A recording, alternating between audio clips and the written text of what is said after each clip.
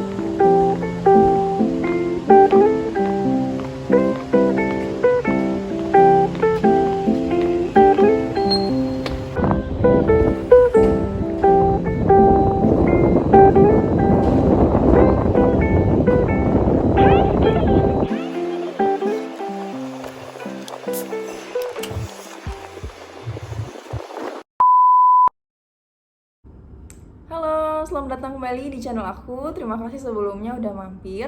Untuk yang baru pertama kali nonton, aku perkenalkan diri dulu. Nama aku Krista. Aku saat ini bekerja dan tinggal di Malaysia. Nah, untuk video kali ini aku mau menjelaskan sedikit tentang 3 hal. Yang pertama tentang timeline lockdown di Malaysia dan seperti apa sih masing-masing regulasi di tiap fasenya. Yang kedua, aku mau jelasin tentang MySejahtera. Itu adalah aplikasi yang kita pakai di sini di Malaysia dan wajib. Dan yang ketiga, aku mau jelasin tentang vaksin AstraZeneca. Jadi yang pertama aku mau jelasin sedikit tentang lockdown di Malaysia. Jadi kapan sih pertama kali Malaysia itu lockdown? Malaysia lockdown di tanggal 18 Maret 2020. Itu yang pertama kali dan disebut MCO atau Movement Control Order. Jadi di situ kita bener-bener nggak boleh kemana-mana. Kalaupun harus pergi, itu hanya untuk membeli essential things. Jadi yang buka memang hanya supermarket, apotik, rumah sakit, atau bisnis-bisnis yang memang essential. Dan itu pun jam operasionalnya hanya sampai jam 7 malam. Jadi ini berlangsung dari Maret sampai awal Juni. Nah, setelah itu awal Juni sudah mulai RMCO atau Recovery Movement Control Order. Di sini udah mulai boleh dine in. Lalu beberapa essential business dan non-essential business sudah mulai buka seperti biasa dengan jam buka seperti normal dan juga boleh melakukan interstate travel atau pergi keluar kota atau keluar daerah. Jadi ini berlangsung cukup lama dari bulan Juni sampai 13 Oktober. Nah, dari situ karena terjadi lonjakan kasus yang cukup signifikan, akhirnya pemerintah menaikkan status menjadi CMCO atau Conditional Movement Control Order dari pertengahan Oktober sampai pertengahan Januari. Jadi di sini pemerintah sudah melarang interstate travel Jadi kita udah nggak boleh keluar kota untuk liburan atau untuk pulang ke kampung halaman.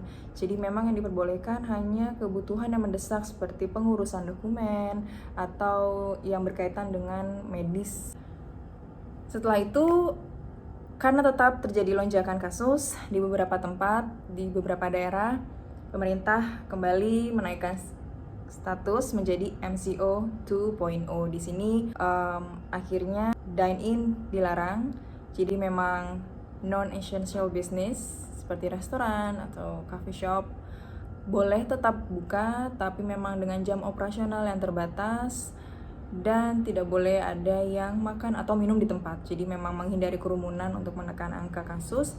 Kita hanya diperbolehkan untuk take away.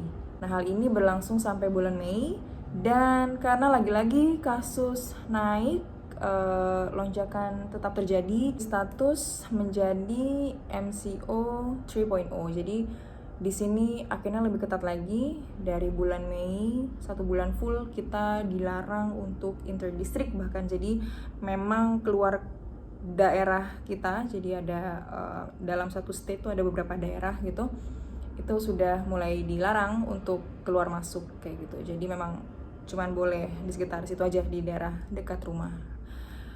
Nah, akhirnya karena masih berlangsung terus seperti ini di bulan Juni kemarin, dari awal Juni sampai sekarang akhir Juni, pemerintah akhirnya memutuskan untuk FMCO atau Full Movement Control Order atau full lockdown atau total lockdown. Jadi di sini benar-benar pergerakan semakin dipersempit. Jadi memang kita udah tidak boleh lagi keluar rumah lebih dari 10 km.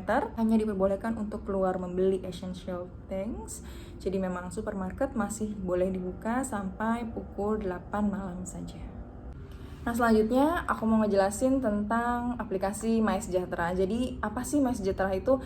Jadi MySejahtera itu seperti yang aku pernah bahas sebelumnya. Di situ udah kelihatan penampilannya. Jadi setiap kita mau masuk ke tempat-tempat tertentu, MySejahtera ini digunakan untuk monitoring dan juga tracing. Nah, jadi memang bentuk dari monitoring sampai apabila kalau kita ada close contact dengan orang yang positif, nanti di aplikasi ini akan memberi warning kayak resiko kita saat ini adalah ini nih. Jadi ada yang namanya high risk, ada yang namanya medium risk, ada juga yang low risk kayak gitu.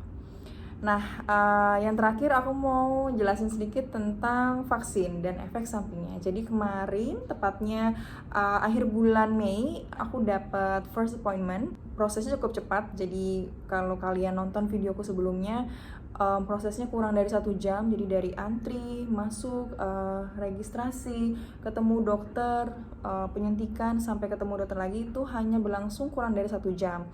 Dan apa sih side effect-nya gitu yang aku rasakan pribadi. Jadi untuk hari pertama hanya demam, pusing sedikit, badan agak pegel, tangan kiri yang disuntik ada sedikit rasa sumeng atau apa ya, kayak rasa nggak enak gitu. Tapi itu hanya terjadi 1 malam saja. Jadi hari berikutnya udah mulai normal, bahkan aku ingat aku udah mulai aktivitas seperti normal. Jadi mulai workout, mulai kerja sedikit walaupun nggak terlalu banyak gitu. Jadi sudah kembali seperti normal di hari kedua. Di hari ketiga sudah kembali seperti normal. Tapi perlu diingat, efek samping dari vaksin itu berbeda-beda dari setiap orang. Jadi aku sarankan untuk teman-teman yang akan mengambil vaksin, apalagi AstraZeneca, mungkin teman-teman bisa konsultasi dulu dengan dokter tentang riwayat medis dan cocok atau tidak dengan vaksin AstraZeneca. Kalau mungkin ternyata dirasa tidak cocok, teman-teman harus memilih vaksin lain. Untuk teman-teman semua, tolong banget daftar vaksin secepatnya. Nanti informasi tentang vaksin di Indonesia aku bakal cantumin di deskripsi. Kalau mungkin ada pertanyaan, teman-teman juga boleh isi di kolom komentar. Dan jangan lupa tetap jalani protokol kesehatan, jangan lupa divaksin, Jangan lupa pakai masker. Semoga video kali ini bermanfaat. Sampai ketemu di video selanjutnya. Dadah.